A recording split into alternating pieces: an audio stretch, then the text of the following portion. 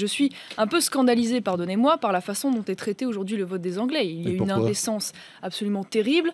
17,5 millions de personnes ont voté pour la sortie. C'est 1 million de plus, même 1,2 million de plus que pour le maintien. Et je vois qu'en France, on s'évertue à tenter de délégitimer ce vote, d'expliquer pourquoi l'ensemble de la presse française. Parce qu'en l'occurrence, manifestement, lorsque ça vote mal, le vote n'est pas légitime. Vous l'avez bien vu, Monsieur Bourdin.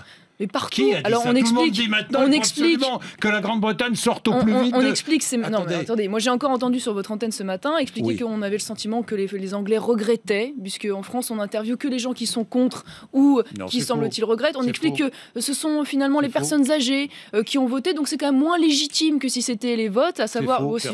C'est comme si on en est presque à dire que finalement, il faudrait interdire le droit de vote à Alain Juppé dans ces circonstances. Et on fait monter en puissance, pardonnez-moi. Ça, c'est une réalité, une espèce de pétition complètement bidon pour revoter. C'est bien ce qu'on a dit, qu'elle était bidon. Mais alors, c'est le moins qu'on puisse dire, puisque hier, j'ai rentré le nom de Napoléon Bonaparte en France et ça a été accepté. Mais c'est bien ce qu'on a dit, Marion Maréchal. À vous, peut-être, Monsieur Bourdin, mais l'ensemble de la presse française, quand même, est d'une relative mauvaise foi quant à cette pétition.